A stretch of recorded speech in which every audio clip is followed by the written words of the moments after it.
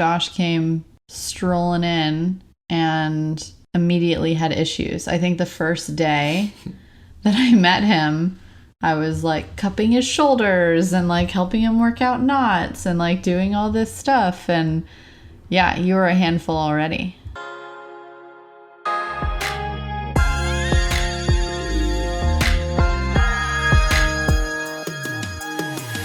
I graduated college.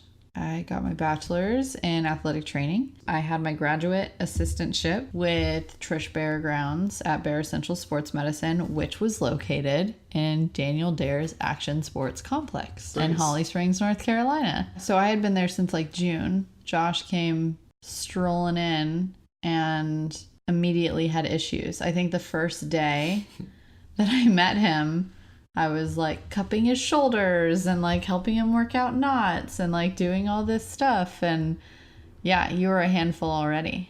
Josh had been dealing with a knee injury for 2 years as well. And then I met with you, and then that's when you helped me. You kind of persuaded me to have the surgery done that year, because I was like, I'm gonna wait till next year so I can compete.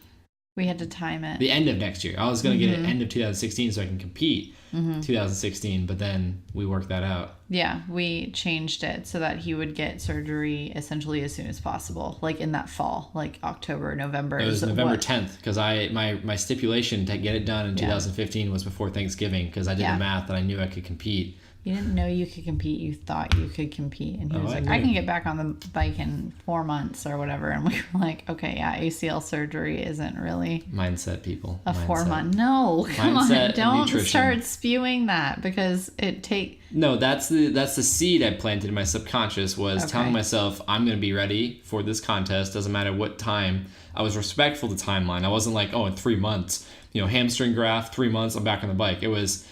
No, I'll be ready for that contest in 6 months. Yeah. And to your surprise, you cleared me even a month sooner than that to ride. I cleared you to be on your bike and for your wheels to not leave the ground or the ramps. Subconscious seed blossomed into a beautiful flower. And I got my ass chewed out because he decides to post a video after I cleared him of him launching himself off of the outdoor ramps. Launching is a strong word for people that don't understand. This was basic professional level practice. It's not what we agreed to. He was like, can you film this for me? Top BMX athlete in the world is now just jumping the jumps. Oh my God. Basic.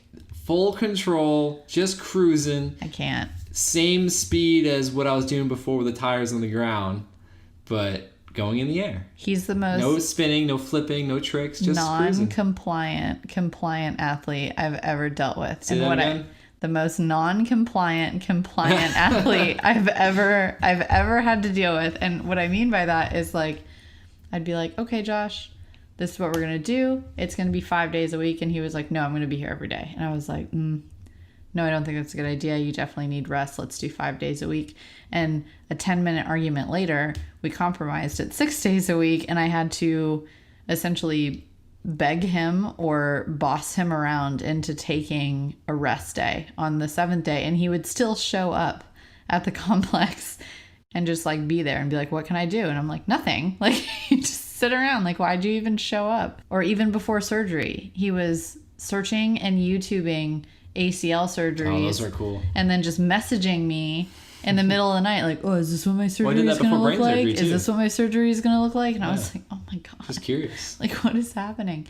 And he would do all of his exercises, except the exercises he wasn't good at. He would argue with me about why he had to do them.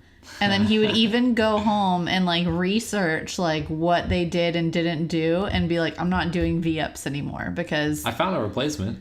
Yeah, I know. But even like the agility ladder, oh my gosh. That was pretty fun. Yeah, but if you want to see something like really funny, take a BMX athlete, like a professional BMX athlete they just look so graceful on their bikes. It's actually ridiculous. They look like little birds to me, the way they like perch up on things and everything. And it's so fun to watch. And then you just ask them to do something simple like a skip or an agility ladder, and they legit cannot do it unless like a bicycle is underneath them.